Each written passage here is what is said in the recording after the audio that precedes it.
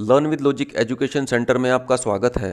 और आज हम पढ़ने जा रहे हैं child development and pedagogy series का चैप्टर नंबर 6, जिसमें हम दो टॉपिक्स को कवर करेंगे। फर्स्ट है जेंडर यानी लिंग, और सेकंड है इंडिविजुअल डिफरेंसेस यानी वैयक्तिक विभिन्नताएं या वैयक्तिक अंतर, या हम इसे व्यक्तिगत विभिन्नताएं भी कह सकते हैं। चैप्टर को शुरू करने से पहले मैं आपको दो बातें बता देता हूं। नंबर 1 कि आपको नोट्स बिल्कुल भी नहीं बनाने हैं, क्योंकि मैंने इन वीडियोस को खुद एक शॉर्ट नोट्स की फॉर्म में डिज़ाइन किया है, क्योंकि मुझे पता है कि आपका एग्जाम आने ही वाला है। तो मैं चाहता हूं कि आप नोट मेकिंग में टाइम को वेस्ट ना करें, और नोट मेकिंग में जो टाइम बचेगा उस टाइम को अपने रिवीजन में लगाएं। एंड सेकंड, मैंने इन टॉपिक्स की थ्योरी को समझाने के बाद इन टॉपिक्स से रिलेटेड कुछ प्रीवियस ईयर क्वेश्चंस डिस्कस किए हैं। देखिए, एग्जाम पॉइंट ऑफ व्यू से चैप्टर्स की थ्योरी तो इंपॉर्टेंट होती ही है, लेकिन उससे भी ज़्यादा इंपॉर्टेंट है प्रीवियस ईयर क्वेश्चंस का एनालिसिस करना और उनकी प्रैक्टिस करना, क्योंकि अल्टीमेटली वो प्रैक्टिस ही आपको एग्जाम क्वालिफाई करने के लायक बनाती है। तो आइए अब चैप्टर को शुरू करते हैं। आज का हमारा पहला टॉपिक है gender as a social construct, और ये words as it is syllabus में दिए गए हैं। और देखिए, जब इस चैप्टर के लास्ट में मैं इससे रिलेटेड प्रीवियस ईयर क्वेश्चंस को डिस्कस करूंगा, तो आपको उस सिलेबस में दिए हुए प्रत्येक कीवर्ड की इंपॉर्टेंस भी पता चल जाएगी कि कभी कभी एग्जाम में क्वेश्चंस डायरेक्ट सिलेबस के कीवर्ड से भी आ जाते हैं। और एग्जाम में इस चैप्टर से रिलेटेड क्वेश्चंस को डिस्कस करने के लिए मैं आपको एडवाइस दूंगा कि आप अपनी नॉलेज से ज़्यादा कॉमन सेंस पर फोकस करें। यानी इस चैप्टर में आपको ज़्यादा चीज़ें रटने की ज़रूरत नहीं है, बस एक बार इन इश्यूज़ के बारे में बेसिक अंडरस्टैंडिंग डेवलप कर लेना। उसके बाद आप अगर खुद भी सोचकर इन क्वेश्चंस को अटेम्प्ट करोगे तो वो क्वेश्चंस बहुत इजीली हो जाएंगे, क्योंकि इस चैप्टर में ज़्यादातर वही चीज़ें आएंगी जो कि आप अपने चारों ओर, अपनी सोसाइटी में, अपनी फैमिली में देखते हैं, और उन्हीं के आधार पर आप एग्जाम में इससे रिलेटेड जो क्वेश्चंस आएंगे उनका ऑप्शन बहुत ईजीली निकाल सकते हैं। तो इस चैप्टर में आपको कॉमन सेंस का यूज़ करना है। यानी अगर आप एग्जाम में थोड़ा शांत दिमाग से सोचोगे तो उन क्वेश्चंस को आप बहुत इजीली अटेम्प्ट कर लोगे। अब देखिए, दो वर्ड्स आते हैं, number 1 sex and number 2 gender. हालांकि इन दोनों शब्दों का हिंदी में मीनिंग एक ही होता है, लिंग, लेकिन इन दोनों शब्दों में जो बेसिक डिफरेंस है वो समझना बहुत ज़्यादा ज़रूरी है। देखिए, जो सेक्स है वो एक बायोलॉजिकल फैक्टर होता है, ये शरीर विज्ञान यानी जीव विज्ञान से संबंधित है। वहीं जेंडर एक सोशल फैक्टर होता है, यानी ये सामाजिक विज्ञान के अंतर्गत आएगा। और आप अगर ध्यान से सिलेबस को पढ़ेंगे तो उसमें भी मेंशन किया हुआ है कि gender as a social construct, यानी हम जेंडर के बारे में पढ़ेंगे as a social factor. Next, ये रियलिटी पे बेस्ड होता है, यानी जो नेचुरली डेवलप हुआ है। वहीं जेंडर मेनली एक थॉट प्रोसेस है, यानी एक थिंकिंग है, जो कि उस इंसान में जब वो सोचना शुरू कर देता है तब डेवलप होती है। सेक्स नेचुरल होता है, वहीं जेंडर एक आर्टिफिशियल थॉट प्रोसेस है, यानी ये किसी सुप्रीम पावर या नेचर की क्रिएशन नहीं है, ये सोसाइटी की ही एक क्रिएशन है, यानी ये चीज़ सोसाइटी ने खुद बनाई है। आइए अब कुछ इंपॉर्टेंट डेफिनेशंस या परिभाषाएं पढ़ लेते हैं जो एग्जाम पॉइंट ऑफ व्यू से बहुत ज़्यादा इंपॉर्टेंट हैं और ये एग्जाम्स में कई बार आई भी हैं। सबसे पहले है जेंडर बायस। देखिए, इसका मतलब है कि किसी भी व्यक्ति का जेंडर को लेके कोई झुकाव होना, और ये एक पॉजिटिव इंक्लिनेशन होता है, और ये मेल की तरफ भी हो सकता है या फिर फीमेल की तरफ भी हो सकता है, यानी बॉयज़ की तरफ भी हो सकता है या फिर गर्ल्स की तरफ भी हो सकता है। फॉर एग्जाम्पल, आपने देखा होगा कि किसी फैमिली में बॉयज़ को बहुत ज़्यादा इंपॉर्टेंस दी जाती है, वहीं कुछ फैमिलीज में गर्ल्स को ज़्यादा इंपॉर्टेंस दी जाती है। या फिर आपने कई लोगों से कहते हुए सुना होगा कि जो बॉयज़ होते हैं वो ज़्यादा स्पोर्टी होते हैं, मतलब बॉयज़ ज़्यादा फिजिकली फिट होते हैं। तो ये एक क्वालिटी हुई, यानी पॉजिटिव एस्पेक्ट हुआ। और कुछ लोगों का मानना होता है कि ये क्वालिटी बॉयज़ में ही ज़्यादा होती है। वहीं एक और एग्जाम्पल देखो, कुछ लोगों का गर्ल्स को लेकर ये मानना होता है कि गर्ल्स बहुत ज़्यादा केयरिंग होती है, यानी वो घर में जो और लोग हैं उनका ज़्यादा ध्यान रखती हैं। तो देखो, ये भी एक पॉजिटिव क्वालिटी हुई। तो कुछ लोगों की थिंकिंग गर्ल्स को लेके ज़्यादा पॉजिटिव होती है, तो इसे ही हम जेंडर बायस कहते हैं। देखिए, अगर एग्जाम में जेंडर बायस वर्ड आपको दिख जाता है तो मैं आपको इसकी एक छोटी सी ट्रिक बता देता हूं कि इसमें केवल पॉजिटिव चीजों के बारे में बात होगी। यानी अगर कोई व्यक्ति जेंडर से रिलेटेड कोई बात कर रहा है और वो बॉयज के बारे में कुछ बोल रहा है, तो वो बॉयज के बारे में तो पॉजिटिव बोलेगा, लेकिन इसका मतलब ये नहीं है कि वो गर्ल्स के बारे में कुछ नेगेटिव चीज बोलेगा। इसी तरीके से अगर वो व्यक्ति गर्ल्स के बारे में कुछ पॉजिटिव चीजें बोल रहा है, तो इसका मतलब ये नहीं कि वो बॉयज के बारे में कुछ नेगेटिव चीजें बोलेगा। इसमें हम केवल पॉजिटिव एस्पेक्ट्स के बारे में बातें करेंगे। नेक्स्ट कीवर्ड है जेंडर स्टीरियोटाइप, यानी लिंग रूढ़िबद्धता। अब देखिए, ये जो शब्द है जेंडर स्टीरियोटाइप, ये निगेटिविटी का बोध कराता है। इसका मतलब होता है कि हमारी सोसाइटी में जेंडर के आधार पर, यानी मेन या वुमन को बेस बनाकर जो सोच एक डेवलप हुई है, उसे हम जेंडर स्टीरियोटाइप बोलते हैं। जैसे आपने देखा होगा कि जो गर्ल्स होती हैं वो डॉल्स से खेलना ज़्यादा पसंद करती हैं, वहीं बॉयज़ कार्स से खेलना ज़्यादा पसंद करते हैं। तो ये चीज़ हमारी सोसाइटी में ज़्यादातर लोगों द्वारा मान ली गई है, तो इसे ही हम जेंडर स्टीरियोटाइप बोलते हैं। या आपने काफ़ी लोगों को कहते हुए भी सुना होगा कि गर्ल्स बॉयज़ के कंपैरिजन में फिजिकली वीक होती हैं। तो ये जेंडर स्टीरियोटाइप या लिंग रूढ़िबद्धता का ही एक उदाहरण है। हालांकि ये चीज़ें सच नहीं है, लेकिन आप डेफिनेशन में देखो कि जो चीज़ें या जो विचार या जो विश्वास सोशली या वाइडली मीन्स ज़्यादातर लोगों द्वारा एक्सेप्ट किए गए हैं, उन्हें ही हम जेंडर स्टीरियोटाइप कहते हैं। नेक्स्ट है एंड्रोगाइनस, यानी उभयलिंगी। वो व्यक्ति जिसमें मेल और फीमेल यानी पुरुष और स्त्री दोनों के गुण होते हैं, उसे हम एंड्रोगाइनस बोलते हैं। अब कुछ फैक्टर्स के बारे में पढ़ लेते हैं जो कि जेंडर बायस को प्रमोट करते हैं, यानी जेंडर बायस उत्पन्न होने के कारक। नंबर 1 है सोसाइटी। देखिए, साइमन डी बवायर ने कहा है कि one is not rather becomes a woman, कि कोई भी बच्चा स्त्री पैदा नहीं होता बल्कि उसे स्त्री या वुमन बना दिया जाता है। इसका मतलब क्या है? देखिए, यहाँ पर सेक्स नहीं जेंडर की बात हो रही है, और जेंडर एक सोशल एस्पेक्ट होता है, यानी इसका कंस्ट्रक्शन हमारी सोसाइटी द्वारा हुआ है। मतलब जैसे अभी भी बहुत सारे लोग ऐसे हैं जिस परिवार में किसी गर्ल चाइल्ड का पैदा होना अच्छा नहीं माना जाता, या गर्ल्स को इन्फीरियरिटी कॉम्प्लेक्स द्वारा देखा जाता है। जैसे अगर 2 भाई बहन हैं तो उनमें जो बॉय है उसे गर्ल्स से ज़्यादा फैसिलिटी दी जाती है, लड़के की ज़्यादा केयरिंग की जाती है, लड़की की कम केयरिंग की जाती है। जैसे लड़कों को ज़्यादा एजुकेशन दिलाई जाती है, वहीं लड़कियों को 10th या 12th करने के बाद ही उनकी एजुकेशन को रोक दिया जाता है। तो ये सब चीज़ें हमारी सोसाइटी में डेवलप हो गई हैं, जो कि नेचुरल नहीं थी, बल्कि इनका जन्म खुद एक सोसाइटी द्वारा हुआ है। हालांकि हम अगर आज के भारत की बात करें तो इसमें ये सब चीज़ें धीरे धीरे खत्म होती जा रही हैं, और धीरे धीरे बॉयज़ एंड गर्ल्स में जो डिफरेंसेस हैं वो खत्म होते जा रहे हैं। और आजकल तो देखो, गर्ल्स बॉयज़ के साथ कंधे से कंधा मिलाकर चल रही हैं। वो बॉयज़ को हर फील्ड में कंपटीशन दे रही हैं, चाहे वो गेम्स हो, चाहे वो स्टडी हो, चाहे वो प्रोफेशनल लाइफ हो। नेक्स्ट है कल्चर। इसका एक छोटा सा एग्जाम्पल है, जैसे आपने देखा होगा कि शादी के बाद किसी भी लड़की को लड़के के घर जाना पड़ता है, तो ये हमारी कल्चर द्वारा डेवलप हुआ है। नेक्स्ट फैक्टर है मीडिया या मूवीज। आपने देखा भी होगा कि टीवी सीरियल्स में या मूवीज में या फिर यूट्यूब जैसे प्लेटफॉर्म पर जो चीजें दिखाई जाती हैं उनमें मैन या बॉयज होते हैं वो लीड रोल में दिखाए जाते हैं, और गर्ल्स या वुमन को साइड रोल दे दिया जाता है। और अभी तक आप हमारे देश की ज्यादातर मूवीज में देखो कि वुमन के कंपैरिजन में मेन को ही ज्यादा इंपॉर्टेंस दी गई है, या उन्हें ही लीडिंग रोल में दिखाया गया है। तो ये भी एक फैक्टर है जो कि किसी इंसान में जेंडर बायस को प्रमोट करता है। Next, how to control gender bias, यानी जेंडर बायस को कंट्रोल करने के कौन कौन से तरीके हो सकते हैं। देखिए, सबसे पहला है सोशल अवेयरनेस। हमें लोगों को जागरूक करने की जरूरत है। हमें उन्हें बताना होगा कि गर्ल्स और बॉयज में डिफरेंशिएट मत करो। जैसे अब भी कुछ बहुत सारे ऐसे लोग हैं जो इस रूढ़िवादिता में विश्वास करते हैं कि अगर हमारे परिवार में एक लड़का पैदा होगा तो ही हमारा वंश आगे बढ़ पाएगा। तो हमें इस तरह की सोच को खत्म करना होगा, और हमें बॉयज के साथ साथ गर्ल्स को भी सेम इंपॉर्टेंस देनी होगी। तो उसके लिए सबसे पहले सामाजिक जागरूकता की जरूरत है। नेक्स्ट, इंक्लूसिव एजुकेशन, यानी हमें ऐसी एजुकेशन देनी होगी जिसमें सभी लोगों को सम्मिलित किया जाए। हमें बॉयज को भी एजुकेशन देनी होगी, हमें गर्ल्स को भी एजुकेशन देनी होगी, हमें जो सोशली या इकोनॉमिकली बैकवर्ड ग्रुप्स हैं उन्हें भी एजुकेशन देनी होगी। उससे उन लोगों में सोचने समझने की क्षमता डेवलप हो जाएगी। नेक्स्ट है इक्वल पार्टिसिपेशन।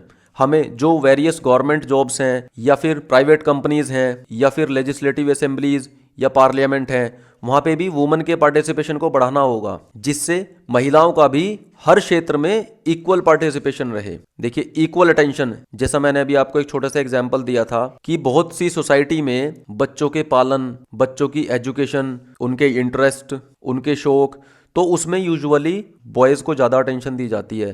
तो हमें ऐसा नहीं करना है, हमें गर्ल्स को भी उतनी ही अटेंशन देनी है। यानी किसी फैमिली में जितना प्यार किसी लड़के को किया जाता है, उतना ही प्यार जो लड़की है उसे भी किया जाए। जेंडर बैलेंस टेक्स्ट बुक्स, देखिए ये भी नोटिस किया गया है कि जो हमारी क्लासेस में बुक्स चलती हैं उसमें ज़्यादातर जो एग्जाम्पल्स दिए होते हैं, चाहे वो फिलोसोफर्स के एग्जाम्पल्स हो या थिंकर्स के एग्जाम्पल्स हों या एजुकेशनिस्ट के एग्जाम्पल्स हों या फिर महान योद्धाओं के एग्जाम्पल्स हों, तो उसमें पुरुषों का ही ज़्यादा वर्णन किया गया है। तो हमें ऐसा नहीं करना है, हमें उन बुक्स में महिलाओं के भी ज़्यादा से ज़्यादा एग्जाम्पल्स इंक्लूड करने हैं। नेक्स्ट है को एजुकेशन क्लासेस, यानी ऐसी क्लासेस जिनमें लड़के और लड़कियां एक साथ बैठें।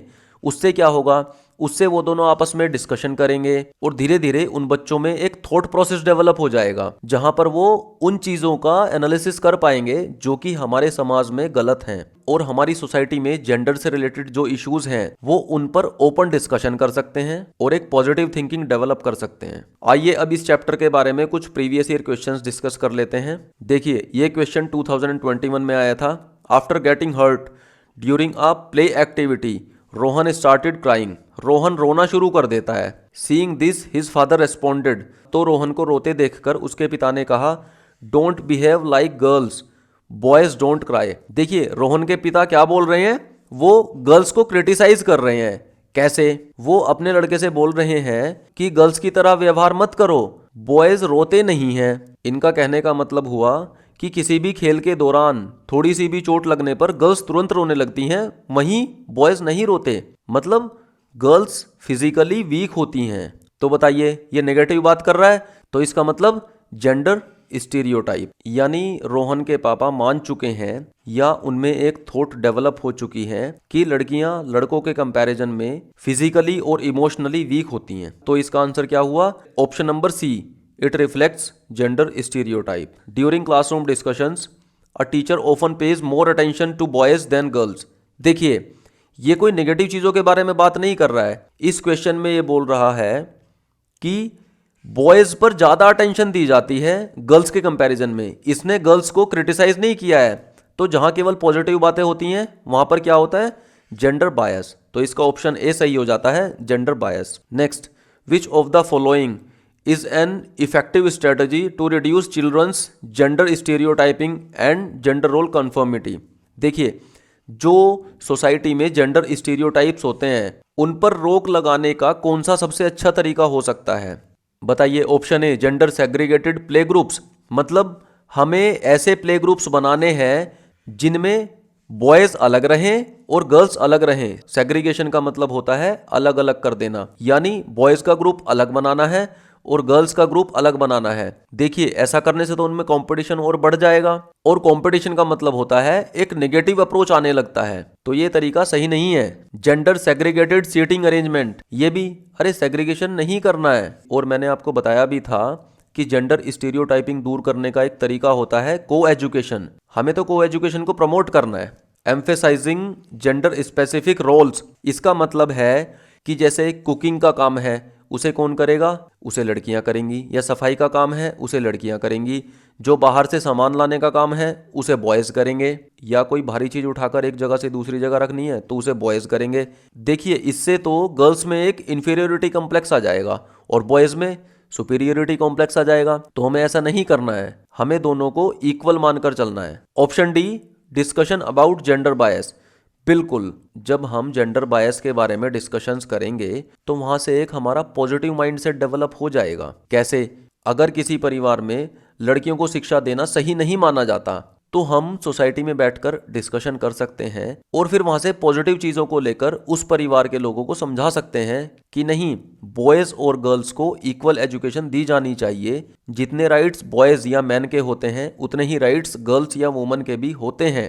और जितनी अपॉर्चुनिटीज बॉयज को दी जाती हैं उतनी ही गर्ल्स को भी दी जानी चाहिए। वहां पर हम अलग अलग सोसाइटी के या जो अच्छे एजुकेटेड परिवार हैं उनके एग्जाम्पल्स भी दे सकते हैं। तो सबसे अच्छा तरीका क्या हुआ? Discussion about gender bias. तो इसका ऑप्शन डी सही हो जाता है। An androgynous personality.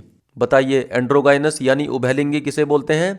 जिसमें मेल और फीमेल के कैरेक्टरिस्टिक्स पाए जाते हैं। Option A has a balance of what are generally considered masculine and feminine traits. देखिए मैस्कुलिन का मतलब है मेल्स और फेमिनिन का मतलब है फीमेल्स। तो जिसमें दोनों के कैरेक्टरिस्टिक्स या दोनों के ट्रेट्स पाए जाते हैं उसे ही हम एंड्रोगाइनस बोलते हैं। तो इसका डायरेक्ट ऑप्शन ए सही हो जाता है। The children acquire gender roles through all of the following except. देखिए बच्चे जो जेंडर रोल्स ग्रहण करते हैं वो कहाँ से करते हैं? सोशलाइजेशन से, मतलब वो सोसाइटी में देखकर सीखते हैं या वो अपने आसपास के माहौल में देखकर सीखते हैं कि लड़की का काम तो खाना बनाना है या बॉयज़ का काम तो खेलना है। तो ये सोशलाइजेशन का एक एग्जाम्पल है।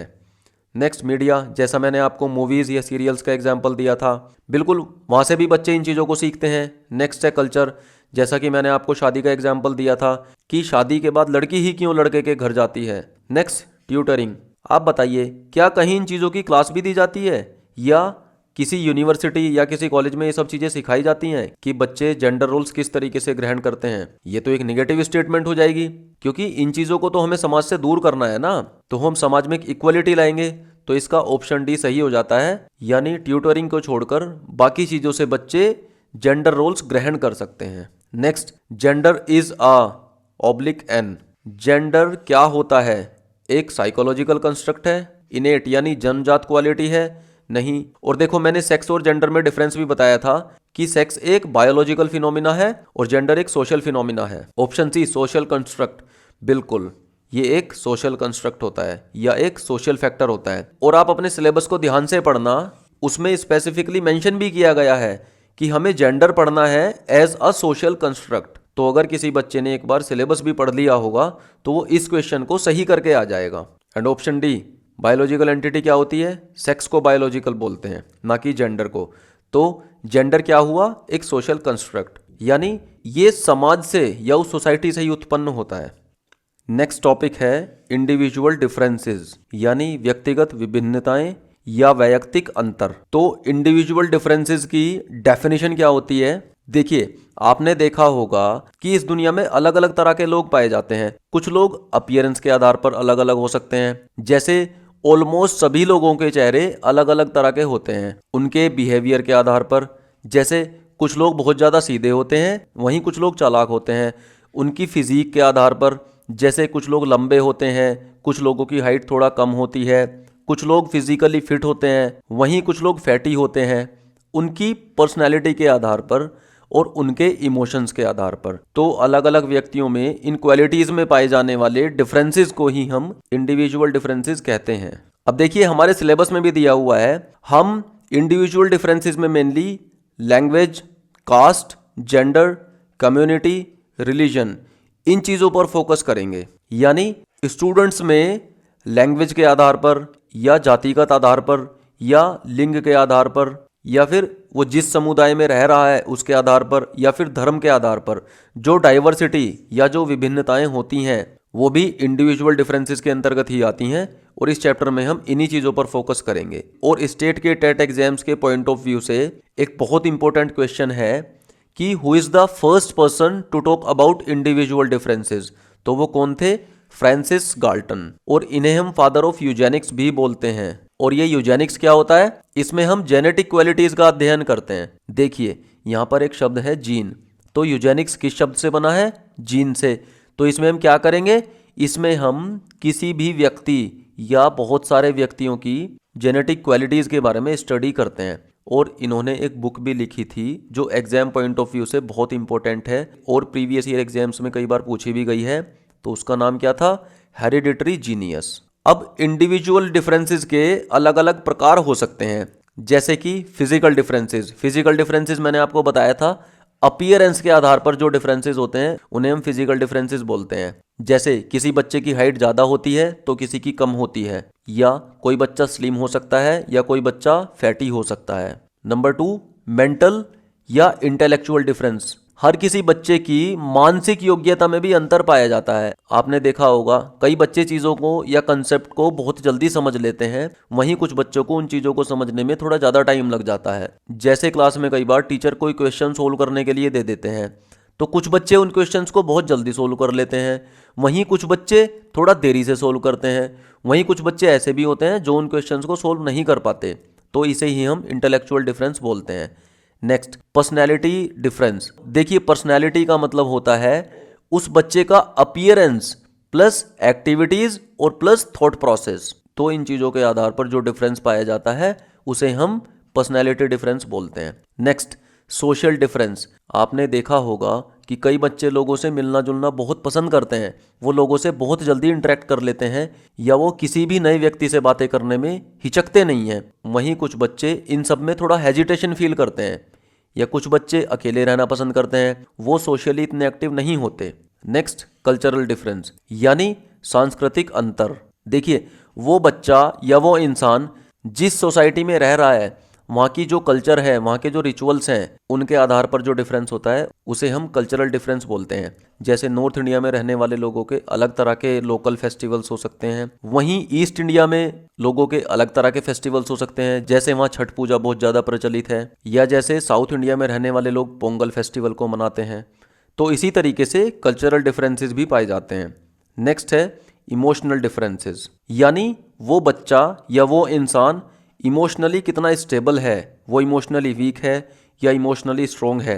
जैसे कुछ बच्चे डांटते ही रोने लगते हैं, वहीं अगर हम कुछ बच्चों की पिटाई भी कर दे तो उन पर उन चीज़ों का भी कोई असर नहीं पड़ता। Next, differences in attitude.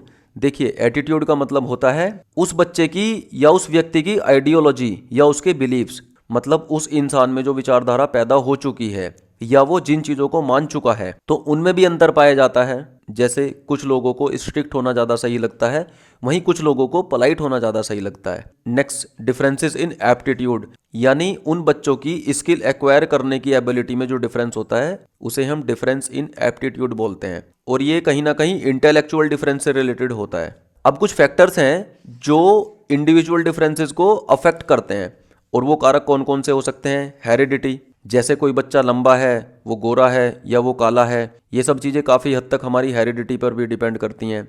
Next, environment, इसमें मेनली सोशल डिफरेंसेस आते हैं, जैसे वो बच्चा कौन सी भाषा बोलता है।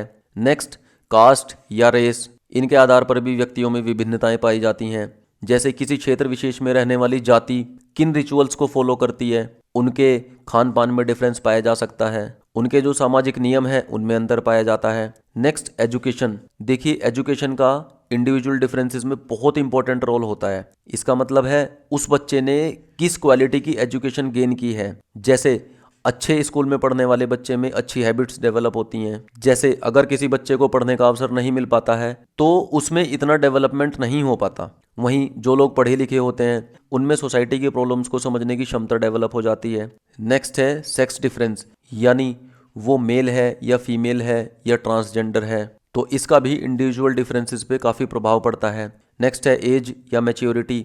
आपने देखा होगा कि कई बच्चे बचपन में बड़े शैतान होते हैं, लेकिन जैसे धीरे धीरे उनकी एज बढ़ती चली जाती है तो मैच्योर होते चले जाते हैं और वो चीज़ों को समझने लगते हैं, तो उनका स्वभाव भी बदल जाता है, वो धीरे धीरे शांत हो जाते हैं। नेक्स्ट है सोशियो इकोनॉमिक कंडीशन, यानी वो बच्चा किस तरीके के समाज में रह रहा है और उसकी फाइनेंशियल बैकग्राउंड कैसी है, तो ये चीज़ें भी इंडिविजुअल डिफरेंसेस को प्रभावित करती हैं। अब देखिए, जब कोई टीचर किसी क्लास में पढ़ा रहा है तो उसमें अलग अलग तरह के बच्चे हो सकते हैं। वो डिफरेंट सोसाइटी से आ सकते हैं, वो डिफरेंट रिलीजन से आ सकते हैं, वो अलग अलग क्षेत्रों से आ सकते हैं, और हर किसी में अलग क्वालिटी होती है। कोई बच्चा इमोशनली स्ट्रोंग हो सकता है, वहीं कोई बच्चा इमोशनली वीक हो सकता है। कोई बच्चा इंटेलेक्चुअली ज़्यादा डेवलप हो जाता है और किसी बच्चे का दिमाग उतना काम नहीं करता। इन सब विभिन्नताओं के बाद भी उस टीचर को हर किसी बच्चे के बारे में सोचकर चलना है। मतलब उसके टीचिंग मेथड्स ऐसे होने चाहिए कि वो हर किसी बच्चे पर ध्यान दे। उस टीचर का उद्देश्य किसी एक बच्चे का मानसिक विकास करना नहीं है, उसे सभी बच्चों पर इक्वली ध्यान देना है। तो अब उसके क्या क्या मेथड्स हो सकते हैं। सबसे पहला है इंडिविजुअलाइज्ड लर्निंग, या हम इसे डिफरेंशिएटेड इंस्ट्रक्शंस भी कहते हैं। देखो, क्लास में हर बच्चे की अलग अलग ज़रूरतें होती हैं, उसका अलग अलग इंटरेस्ट एरिया होता है और उन बच्चों के अलग अलग मेंटल लेवल होते हैं। तो ये ज़रूरी है कि वो टीचर इन सब चीज़ों को समझे और उसी के अकॉर्डिंग उन्हें एजुकेशन दे। फॉर एग्जाम्पल, अगर क्लास में कोई बच्चा बहुत ज़्यादा होशियार है, वो क्वेश्चंस को बहुत जल्दी कर लेगा, वो चीज़ों को बहुत जल्दी याद कर लेगा, लेकिन कोई बच्चा कम होशियार हो सकता है, तो उस बच्चे पर ज़्यादा ध्यान देने की ज़रूरत है। या फिर उनके इंटरेस्ट के अनुसार, जैसे किसी बच्चे को हिस्ट्री पढ़ना पसंद हो सकता है, वहीं कोई बच्चा मैथमेटिक्स पढ़ना पसंद करता है, वहीं हो सकता है किसी बच्चे को इंग्लिश पढ़ना ज़्यादा पसंद हो। तो ये ज़रूरी है कि टीचर उनके इंटरेस्ट को भी समझे। Next, teacher as a motivator. देखिए, अगर कोई बच्चा किसी चीज़ में वीक है तो टीचर उसको डांटेगा नहीं, बल्कि टीचर उसको मोटिवेट करेगा। वो ऐसी ट्रिक्स ढूंढेगा जिससे उस बच्चे को समझाया जा सके कि अभी तुम वीक हो, लेकिन अगर तुम इन चीज़ों को फॉलो करोगे तो इन फ्यूचर तुम भी स्ट्रांग बन जाओगे। या अगर किसी क्लास में जो पढ़ने वाले बच्चे हैं उनकी लोकल लैंग्वेजेस अलग अलग हैं, तो ऐसा नहीं है कि टीचर उनसे उनकी लोकल लैंग्वेज को बोलने के लिए मना कर देगा और बोलेगा नहीं, ये लैंग्वेज आप इस क्लास में नहीं बोल सकते हो। और अगर किसी क्लास में 50 बच्चे हैं तो उनमें से 40 बच्चे जिस भाषा को बोल रहे हैं, तो ऐसा नहीं है कि टीचर बोलेगा कि बाकी 10 को भी वही भाषा सीखनी पड़ेगी। नहीं, ऐसा बिल्कुल भी नहीं है, बल्कि उसे उन बच्चों की लोकल भाषाओं को भी प्रमोट करना पड़ेगा और उसे भी बच्चों को समझाना चाहिए कि आप आपस में फ्रेंडली रहें और एक दूसरे की भाषाओं को भी सीखने की कोशिश करें। Next, cooperative environment in class, यानी वो टीचर उन बच्चों को समझाएगा कि आप क्लास में एक दूसरे का सहयोग करें। जैसे किसी भी क्लास में अलग अलग धर्म से, अलग अलग जातियों से बच्चे आ सकते हैं या अलग अलग सोसाइटी से आ सकते हैं, कुछ गरीब हो सकते हैं, कुछ अमीर हो सकते हैं। तो उस टीचर को उन्हें एक भाईचारा सिखाना है। मतलब आप इन चीज़ों पर ध्यान ना देकर केवल पढ़ाई पर ध्यान दें और आप आपस में एक दूसरे का सहयोग करें। मीन्स इस क्लास में जो भी बच्चा आ रहा है वो किसी धर्म या जाति विशेष का नहीं है और ना ही वो गरीब या अमीर है, वो केवल एक स्टूडेंट है। तो आपस में एक दूसरे की हेल्प करें, एक दूसरे को कोऑपरेट करें। नेक्स्ट है एबिलिटी ग्रुपिंग। इसका मतलब होता है कि उन बच्चों की योग्यताओं के आधार पर उनके ग्रुप्स बना देना। अब देखिए, ये दो तरह के हो सकते हैं। एक तो हो सकता है होमोजीनियस और सेकंड हो सकता है हेट्रोजीनियस। होमोजीनियस का मतलब होता है कि जो सेम क्वालिटीज़ वाले बच्चे हैं उन्हें एक ग्रुप में डाल दिया जाए और जो अलग क्वालिटीज़ वाले बच्चे हैं उन्हें अलग ग्रुप में डाल दिया जाए। जैसे जो बच्चे इंटेलिजेंट हैं उनका एक ग्रुप बना दिया जाए, लेकिन जो बच्चे कम इंटेलिजेंट हैं वो सभी दूसरे ग्रुप में डाल दिए जाएं। इस तरीके की ग्रुपिंग नॉर्मली अच्छी नहीं मानी जाती, क्योंकि जिस ग्रुप में वीक स्टूडेंट्स हैं इससे वो थोड़ा डिमोरलाइज होने लगते हैं। और नेक्स्ट होता है हेट्रोजीनियस ग्रुपिंग। इसका मतलब होता है कि एक ही ग्रुप में कुछ बच्चे इंटेलिजेंट भी डाले जाएं और कुछ बच्चे उसमें कम इंटेलिजेंट भी हों, जिससे क्या होगा, जो कम इंटेलिजेंट यानी कम मेंटली एक्टिव बच्चे हैं वो इंटेलिजेंट बच्चों से ज़्यादा सीख पाएंगे, क्योंकि उन्हें आपस में एक दूसरे की हेल्प भी करनी है। और इसलिए हेट्रोजीनियस एबिलिटी ग्रुपिंग अच्छी मानी जाती है होमोजीनियस ग्रुपिंग से। आइए अब इस टॉपिक से रिलेटेड कुछ प्रीवियस ईयर क्वेश्चंस डिस्कस कर लेते हैं। In order to address learners from diverse background a teacher should, जो डाइवर्स बैकग्राउंड्स हैं यानी जो इंडिविजुअल डिफरेंसेस वाले बच्चे हैं, तो उन्हें एड्रेस करने के लिए एक टीचर को क्या करना चाहिए, use standardised assessment for all. देखिए, सभी बच्चों के लिए एक सा असेसमेंट बिल्कुल नहीं। भाई, कोई बच्चा इंटेलिजेंट है तो उसके लिए असेसमेंट का तरीका अलग होगा, या कोई बच्चा कम इंटेलिजेंट है लेकिन वो फिजिकली ज़्यादा एक्टिव है यानी वो गेम्स में भी पार्टिसिपेट करता है, तो असेसमेंट का कोई एक स्टैंडर्ड यूज नहीं करेंगे। हम उन बच्चों का एक ओवरऑल असेसमेंट करेंगे और वो सभी बच्चों के लिए सेम नहीं होगा। Use statements that strengthen negative stereotypes. देखिए, निगेटिव मतलब हमें उन बच्चों में नकारात्मक चीज़ें डालनी है, बिल्कुल भी नहीं। ऐसे ऑप्शंस को तो देखते ही काट दिया करो। Avoid talking about aspects related to diversity. अच्छा, जो उन बच्चों में विभिन्नताएं हैं उन्हें उनके बारे में बात नहीं करनी चाहिए। अरे, अगर बात नहीं करेंगे तो वो डाइवर्सिटी की अच्छाइयों के बारे में कैसे जान पाएंगे, तो उनमें एक सहयोग की भावना कैसे उत्पन्न होगी। तो ये तो बहुत ज़रूरी है, तो इसे अवॉइड नहीं करना है। Draw examples from diverse background, बिल्कुल ये सही ऑप्शन है। क्यों? अगर कोई बच्चा सोच रहा है कि मैं तो गेम्स में पार्टिसिपेट करता हूँ तो मैं एग्जाम में अच्छा स्कोर कैसे कर पाऊंगा, तो नहीं, हमें उस बच्चे को समझाना है, हमें उस बच्चे को एग्जाम्पल देना है कि देखिए, इसी स्कूल में आपका एक सीनियर स्टूडेंट भी है, वो गेम्स भी खेलता है लेकिन वो एग्जाम में भी अच्छा स्कोर करता है। तो हमें इस तरीके के एग्जाम्पल्स देने हैं जिससे वो बच्चे मोटिवेट हो सकें। नेक्स्ट क्वेश्चन है, to cater the individual differences among students. A teacher should, class में जो इंडिविजुअल डिफरेंसेस होते हैं यानी क्लास में जो अलग अलग तरह के बच्चे होते हैं उन्हें मैनेज करने के लिए उस टीचर को क्या करना चाहिए।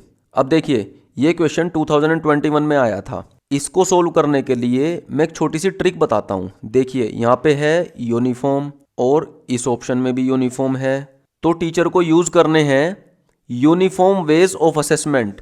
क्या बच्चों के असेसमेंट का सेम तरीका सब बच्चों पर अप्लाई किया जाएगा? बिल्कुल नहीं, अलग अलग तरीके अप्लाई करेंगे। यूज यूनिफॉर्म पेडागोजी, एक ही तरह की पेडागोजी सभी बच्चों के ऊपर? बिल्कुल भी नहीं, अलग अलग। तो ऑप्शन ए और सी एलिमिनेट हो जाते हैं। अब देखिए D, increase the number of paper pencil test and focus on recall.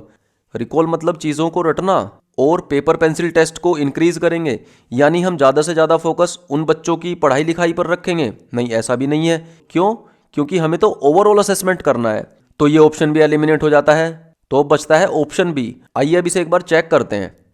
Use a variety of pedagogical approaches and mean of assessment. देखिए अ वैरायटी ऑफ मतलब हमें एजुकेशन से रिलेटेड बहुत सारे अप्रोचेज यूज करने हैं और असेसमेंट के भी बहुत सारे तरीके यूज करने हैं। बिल्कुल, अरे क्लास में इंडिविजुअल डिफरेंसेस को मैनेज करने के लिए हमें क्या करना है? हमें हर बच्चे पे उसकी एबिलिटी के अकॉर्डिंग, उसके इंटरेस्ट के अकॉर्डिंग ध्यान देना है ना। तो फिर उसी के अकॉर्डिंग हमें अप्रोचेज भी यूज करने पड़ेंगे। तो use a variety of pedagogical approaches and means of assessment. तो इसका ऑप्शन बी सही हो जाता है। मतलब हम उस बच्चे की ज़रूरतों, उसके इंटरेस्ट और उसके लेवल के अकॉर्डिंग ही मेथड्स को यूज करेंगे। नेक्स्ट, अ टीचर शुड मतलब एक टीचर को क्या करना चाहिए? He should maximise the comparison among students. अच्छा, उसको छात्रों में तुलना को बढ़ावा देना है यानी उसे स्टूडेंट्स के बीच ज़्यादा कंपैरिजन करना है। देखिए ये एक नेगेटिव स्टेटमेंट हो जाती है। कैसे? क्योंकि अगर ऐसा होगा तो जो लो परफॉर्मिंग स्टूडेंट्स हैं या जिनकी परफॉर्मेंस अच्छी नहीं रहती वो बच्चे डिमोरलाइज हो जाएंगे। Next, promote students belonging to certain cultures. अच्छा, केवल कुछ संस्कृतियों से रिलेटेड स्टूडेंट्स को ही प्रमोट करना है, तो बाकी सबका क्या होगा? ये ऑप्शन भी एलिमिनेट हो जाता है। Communicate that she respects and values all the cultures in the classroom. ये बिल्कुल सही स्टेटमेंट है क्योंकि वो उन बच्चों को सिखाएगा कि क्लास में जितनी भी कल्चर्स हैं, क्योंकि अलग अलग बच्चे अलग अलग सोसाइटी से आते हैं और अलग अलग कल्चर से आते हैं, तो उन सभी का रेस्पेक्ट करना चाहिए और हर संस्कृति को हमें रेस्पेक्ट देनी है। तो ऑप्शन सी सही है। ऑप्शन डी भी एक बार देख लेते हैं। Ignore cultural differences amongst students. अच्छा, जो कल्चरल डिफरेंसेस हैं उनको हम इग्नोर कर दें, ऐसा कैसे? अगर हम इन चीज़ों को इग्नोर कर देंगे तो फिर बच्चे एक दूसरे के बारे में जानेंगे कैसे? और हम हर किसी बच्चे के लिए यूनिफॉर्म मेथड अप्लाई नहीं कर सकते हैं। तो इसका सही ऑप्शन कौन सा है? Option C. तो उन बच्चों को सभी संस्कृतियों यानी ऑल कल्चर्स को रेस्पेक्ट देनी है और वैल्यू देनी है। Next, children coming from socio economically disadvantaged backgrounds need a classroom environment with. कुछ बच्चों की बैकग्राउंड सोशियो इकोनॉमिकली यानी सामाजिक और आर्थिक रूप से पिछड़ी हुई होती है, तो उन्हें क्लासरूम में किस तरीके के पर्यावरण की जरूरत है? Categorise children based on their abilities. देखिए हमने पहले भी पढ़ा था कि उनकी एबिलिटीज के अकॉर्डिंग हम उन्हें कैटेगराइज नहीं करेंगे। मैंने दो टाइप्स बताई थी, होमोजीनियस और हेट्रोजीनियस। तो देखिए होमोजीनियस में क्या था? जो टॉपर्स हैं उन्हें तो हम एक ग्रुप में बांट देते हैं और जो लो परफॉर्मिंग स्टूडेंट्स हैं उन्हें दूसरे ग्रुप में। तो हमें इस तरीके से कैटेगराइज नहीं करना है। Option B, values and uses their cultural and linguistic knowledge. उन बच्चों की जो सांस्कृतिक और भाषाई ज्ञान है उनको वैल्यू देनी है और उनको यूज भी करना है। बिल्कुल, उन्हें एक दूसरे से सीखना है उनकी संस्कृतियों के बारे में, उनकी भाषाओं के बारे में, उनके समाज के बारे में। तो ये ऑप्शन सही हो जाता है। एक बार ऑप्शन सी भी चेक कर लेते हैं। Discourages the use of their language so that they learn the main stream language. उनकी अपनी लैंग्वेज के यूज को डिस्करेज करना है, नेगेटिव स्टेटमेंट हो जाती है, तो इसे एलिमिनेट कर देते हैं। Teaches them good behaviour. वैसे तो ये एक पॉजिटिव स्टेटमेंट है, लेकिन यहाँ पर हमें ये भी देखना है कि उस क्वेश्चन में वो कह क्या रहा है, क्योंकि वो बच्चे सामाजिक और आर्थिक रूप से पिछड़ी हुई बैकग्राउंड से बिलोंग करते हैं। तो क्वेश्चन में व्यवहार के बारे में तो कुछ बात चल ही नहीं रही है। इसमें मेनली हम किन चीज़ों के बारे में पढ़ रहे हैं? वहाँ की सोसाइटी के बारे में, वहाँ की कल्चर के बारे में, वहाँ की लैंग्वेज के बारे में। तो इसका ऑप्शन भी सही हो जाता है कि हमें उनके सांस्कृतिक और भाषाई ज्ञान को इंपॉर्टेंस देनी पड़ेगी। Next, which of the following is an example of effective school practice? Corporal punishment, अच्छा हम उन बच्चों की पिटाई करेंगे? बिल्कुल नहीं। कॉम्पिटिटिव क्लासरूम्स, अच्छा उनमें कंपटीशन की फीलिंग होनी चाहिए? बिल्कुल नहीं। इंडिविजुअलाइज्ड लर्निंग, यानी उस पर्टिकुलर स्टूडेंट के अनुसार हम उसे सिखाएंगे, बिल्कुल ये हमने पढ़ा भी था कि हम उस बच्चे को उसकी नीड्स के अकॉर्डिंग या उसके इंटरेस्ट के अकॉर्डिंग या उसके लेवल के अकॉर्डिंग पढ़ाएंगे। नेक्स्ट, कांस्टेंट कंपैरेटिव इवैल्यूएशन, मतलब केवल एक ही तरीका अपनाएंगे? ऐसा तो बिल्कुल भी नहीं। तो इसका ऑप्शन सी सही हो जाता है, इंडिविजुअलाइज्ड लर्निंग। तो यहाँ पर हमारा चैप्टर नंबर 6 खत्म हो जाता है। देखिए अब मैं आपसे एक बात कहना चाहता हूँ, आपने अगर मेरे 6 के 6 चैप्टर्स पढ़ लिए हैं और उन्हें 1 या 2 बार रिवाइज भी कर लिया है, तो आप अब प्रीवियस ईयर क्वेश्चन पेपर्स उठाकर उन्हें सोल्व करने की कोशिश करना, और आप देखेंगे कि आप 30 में से कम 20 क्वेश्चंस अटेम्प्ट कर लेंगे। अब देखो, मेरा टारगेट था इस कोर्स को 10 वीडियोस के अंदर खत्म करने का। अब आप सोच रहे होंगे कि इतने कम टाइम में इस सब्जेक्ट को कंप्लीट करना पॉसिबल कैसे है? और देखो बिल्कुल पॉसिबल है। कैसे? क्योंकि मैंने आपको अपनी शुरू वाली वीडियो में भी बताया था कि ये तो इम्पोर्टेंट होता है कि क्या चीज़ पढ़नी ज़रूरी है, लेकिन इससे भी इम्पोर्टेंट ये होता है कि क्या चीज़ पढ़नी ज़रूरी नहीं है या हमें किन चीज़ों को छोड़ना है।